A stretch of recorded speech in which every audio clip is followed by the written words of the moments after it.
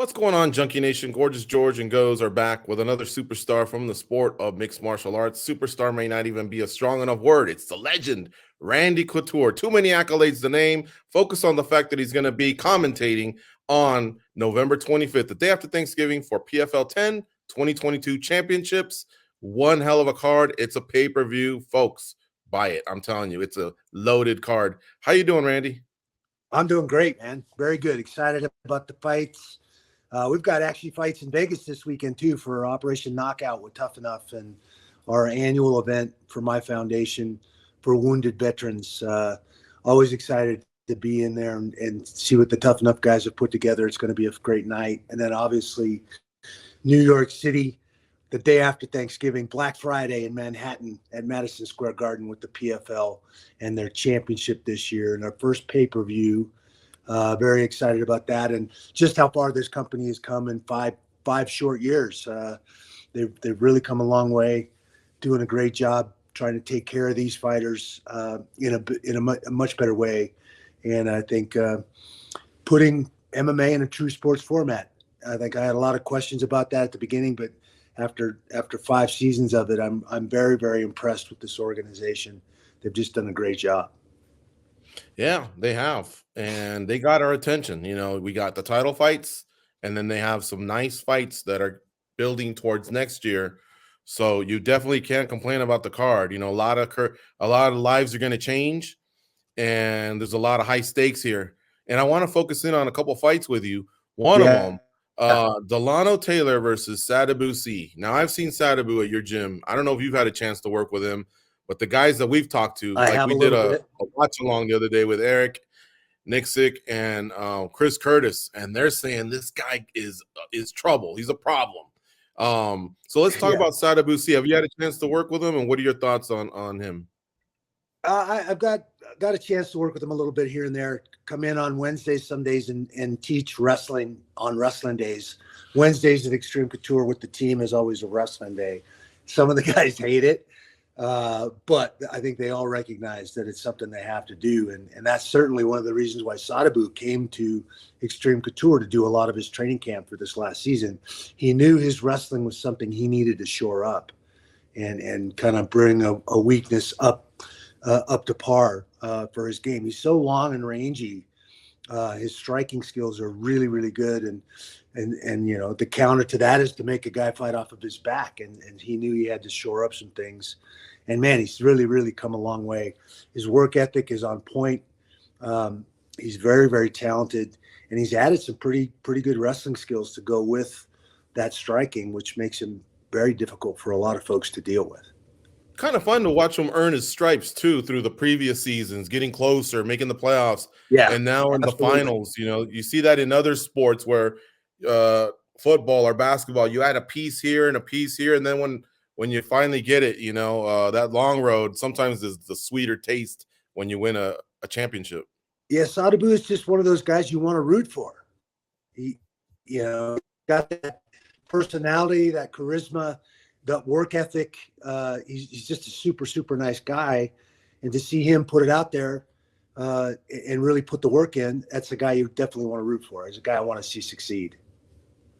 How about his opponent, the road he took, Delano Taylor, Challenger Series? Then he had the split decision against Zhao.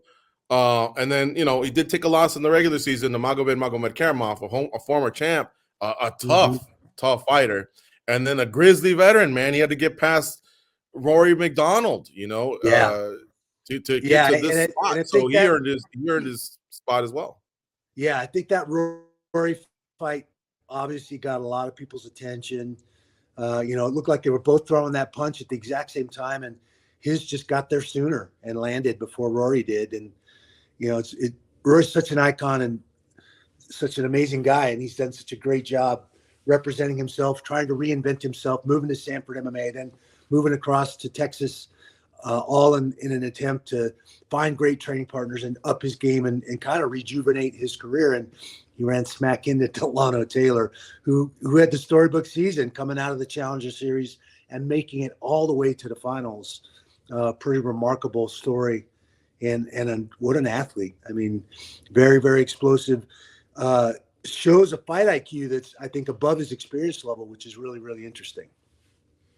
Brendan Loughnane versus Bubba Jenkins. This is the one that really could steal the show for two reasons. For one, they're very talented, and you got a very, very good striker who has worked on his wrestling, because this is a wrestling deep division, 145 pounds, versus Bubba Jenkins, who's also a veteran, comes through wrestling just like yourself, and he's won a D1 title, but at the same time he's obviously developed striking skills as well. But here's the thing: these guys can chirp. They've done it on social media. I know they'll do it on Fight Week. This is one of the ones that's going to help sell some of them pay-per-views. But can you talk about this matchup? And again, two guys that have definitely put in their stripes, put in some work to get to this. Yeah, absolutely. This is a fun one on paper. It looks like the classic striker versus grappler or wrestler. But I think if you dig into this at all, you realize that both these guys have some skills in those other areas that make it for a very interesting matchup. Brendan Loughnane, right there, one very exciting striker. Saw he had a glaring weakness. He got beat by a Dagestani. You mentioned Magomed Kirmov, who's one of our former champs. He beat Brendan up pretty bad. Held him down, struggled, on the ground to get up from the Dagestanian. So what does he do? He goes right out, seeks out those same Dagestanis so he can go wrestle with them. He spent a whole offseason wrestling with a bunch of those guys. And then we saw him kind of get into trouble with Ryoji Kudo and have to use some of those wrestling skills to get himself through the fight in the beginning of this season. So he's definitely got some wrestling skills and a very, very exciting striker. Dealing with a guy like Bubba Jenkins, who's a Division I wrestling champion for ASU, has at times not pulled the trigger. And I think if there was a knock on him, it's that sometimes he didn't go out. He wasn't the most exciting. He had that ability to go out and take guys down and smother them, and we've seen him do it time and time again, which isn't always the most exciting fight. And he's been working a lot with Dewey Cooper. I think the loss with last season to Chris Wade really stuck in his craw and kind of forced him to check some of his ego at the door and go out and really put some work in with Dewey, get some striking up on par where he can let his hands go and be formidable in that part of his game. And you couple that with that world-class wrestling that he has, and he's going to be the newfound confidence, kind of checking the ego at the door and humbling himself a little bit has been fun to watch, and a very effective fighting combination for Bubba Jenkins as well. So I think that one's going to be fireworks. You're absolutely correct. I think it could steal the show. Randy, I know every season has kind of like their comeback fighter, a comeback story. I feel like Bubba Jenkins' life is a comeback story, right? He's been through multiple comebacks, but you had him at your house the other day, and I don't want to say I didn't recognize him, but just the way he was talking was so different. His mindset was so different. Where do you rank his comeback story? I think it's special for sure. And a lot of that's because of the guy that he is. And we all know that, he's got a lot of talent. And it's a very elite, small group of guys that won an NCAA championship in wrestling. We know how talented he is, what he's capable of. And has he really exploded and used that talent in mixed martial arts yet? And I think we're just about to see that happen. He's really, everything happens for a reason. I know some of my own losses were most important fights in my journey. And I think this loss to Chris Wade really was kind of a wake-up call for him, and changed his attitude and perception about who he is and how he fits in this sport.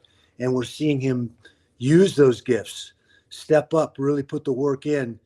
It's not just brash bravado anymore. He's going to back it up and let those hands go and show us all that talent that he has. So, the fans and the media, we're going to bring up $1 million nonstop because it's a big prize, right? But for fighters, is there one fighter you could point to that maybe you feel like the $1 million is great, but really it's about being the greatest at their division, being a great fighter? Is there one fighter that just doesn't talk about the $1 million very much? Yeah, the guy that sticks out to me is Ante Delia. And here's a guy that, highly touted, working with Mirko Cro Cop, very, very talented guy.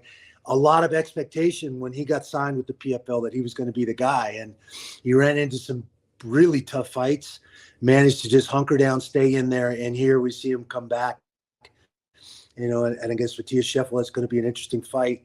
And he's the guy that's kind of this low-key, very talented guy in the division. And doesn't talk a lot about any of it. So that's definitely a guy you want to watch. Those quiet ones, you got to be careful with those quiet ones. For sure. Now, the main event features Kayla Harrison, probably the biggest star in the company. She's going to be facing against Larissa Pacheco in the main event.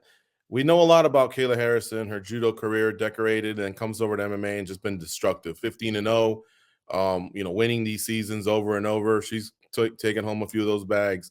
Let's talk about Larissa Pacheco, though, who seems to be kind of like we've described with the other guys, talking about taking a loss here, gone a little bit further, keeps, getting better and better. Yeah. What are the paths of victory for Larissa Pacheco, so that this fight can be competitive? And what's the best way you think she can test Kayla Harrison? Well, first of all, she has to have sharpened up her takedown defense. If she gets, Kayla is able to close the distance and get her hands on her, she's got to be able to scramble. It's not enough to just be a black belt in jiu-jitsu and be able to operate up of her back if she gets taken down. I think she's got to create those scrambles and get back to her feet where she may have a potential advantage. Now, we haven't seen anybody step into the pocket and really pace Kayla Harrison and get her attention. I know that's happened in practice. I'm not questioning or trying to suggest there's a weakness here in Kayla. We just haven't seen anybody do it and see how she responds to taking a good straight shot, in the show, on the night, in the face. And nobody's been able to really do that. And I think Pacheco on a 5 knockout streak here from last season through the finals and this season has definitely sharpened up her game. She's fought Kayla twice, got beat up by her pretty badly the first time, took her the distance, which kind of drove Kayla a little bit crazy in that second season. And we've just seen her continue to progress, be more and more aggressive, more and more technical in her striking. She's become the female version of Wanderlei Silva in many ways. I mean, you better strap it on tight if you're stamping in the cage with this gal. She's going to come very, very fast and very, very hard. And we've yet to see somebody step in there with Kayla with that attitude. And she's demonstrated it throughout last season and into this season. She's been a terror, and she's going to be difficult to deal with for anybody. Again, as much as respect as I have for Kayla Harrison and how far she's come in a short amount of time, that this is going to be an interesting fight and an interesting matchup now. And they've built up a rivalry over 4 years fighting and competing against each other. So this one's definitely going to be one to watch. Yeah, and you can see that Larissa's confidence is grown, especially when they kind of pan to her and show her, like when in the regular season when they had to do with the seedings, whether Kayla was going to get a finish, because I believe, if I'm not mistaken, Larissa did finish as the number 1. But you can just see how her confidence has grown. She hasn't been finished by Kayla like some of the other gals have. She has gone the distance, but she has gotten beat up. So I don't know. I think this fight's going to be super close. Of course, if I had to choose, I think Kayla will find a way. But I just think it's going to be a spectacular main event here between Larissa Pacheco and Kayla Harrison. And we'll talk about the other fights with some of the other analysts. They'll be with us soon. Just while we have you here, I wanted to catch you on a couple things here. I think you're going to enjoy it, though. Did you know that today is 22 years from the date that you won the UFC title against Kevin Randleman? It was on this day in 2000, if I'm not mistaken. Oh, wow. Okay. Yeah. I did not know this was that day, but that sounds about right. I know it was this time of year. That fight happened in Atlantic City. One of my first times, actually the first time I fought in Atlantic City was against Pedro Hizo, but that was certainly another big fight. I think anytime I was facing another wrestler, I knew it was going to be a bigger challenge for me. And Kevin certainly proved to be that. He took me down in the first and second round and was dominating the fight. And I managed to take him down in the third round. And I think that was the difference that night. But, obviously a whole bunch of us missed Kevin dearly. He was such an amazing spirit and person in our sport. And so weird how that went down. I saw him at the MMA awards on Saturday, and then that following Monday got the news that he was gone. I mean, I couldn't believe it. And he's just one of those guys that has such a unique spirit in our sport, and that we'll all miss him for indefinitely for sure. Yeah.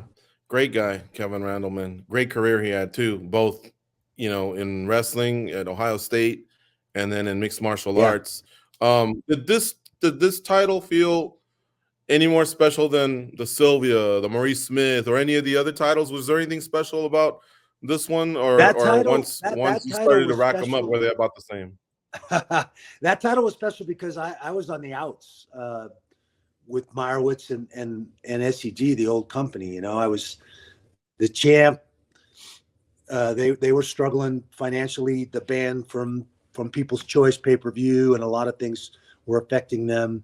And we got into a contract dispute over the money that we had negotiated that they were supposed to pay me, and for that next fight, which was actually supposed to be Boss Rutten or Mark Coleman. And then obviously the sport was struggling. There were a lot of things going on there, but that was my first show back with the UFC to fight Kevin for the title. So I had taken a year off, pursued making that Olympic team, going to Sydney. It didn't make it. Retired from wrestling that summer and jumped back on and put my focus back on getting back in the saddle in mixed martial arts. And that was my first fight back. And then the last thing I wanted to ask you was, as I'm scrolling through, just looking to see if this happens to be a special day, just like we arrived at what we talked about, I noticed that, we're now 12 years removed, or 11 years since your last fight versus Lyoto Machida. And so then I needed to test my memory a little bit. You had a 3-fight win streak going into the Machida fight. So then I clicked Machida's name, and I noticed that beating you got him the title shot versus John Jones. Would it have been the same for you had you beaten Lyoto? Would you have been facing John Jones? And part two would be, I guess, how would you have felt at 48 facing John Jones back then? How would you have felt about your chances if that was the case? Yeah. And again, I think this is around the time that I was doing a lot of self-analyzation about whether I should be grinding out another camp and continuing to train and fight in the sport at 47 years old. And the truth is, I don't think anybody wanted to fight John Jones at that stretch. He was pretty much kicking the hell out of everyone, including Lyoto Machida in that fight. I was already having long, hard conversations with myself. Was this the best thing for me? Did I need to be grinding out another camp? Having an honest conversation with myself. Am I going to be the best guy in my weight class? If not, then why am I grinding out another camp and fighting? And the honest answer to that question was no. I wasn't probably going to be the best guy in my weight class. So why? And ultimately decided that Lyoto fight was going to be my last, win, lose, or draw. It was time to move on. So that internal dialogue was already going on. Even if I'd have beat Lyoto, I was done. I was walking away from the sport after that fight. Yeah. Wow. Okay. Yeah. I guess I just needed a reminder of what was going down back in those days. Because it has been a while and so much has transpired. It's not just the UFC nowadays. It's obviously Bellator. It's PFL. Invicta, Ryzen, One Championship. There's so many fights now. But you just took us down memory lane a little bit. But, don't sell yourself short.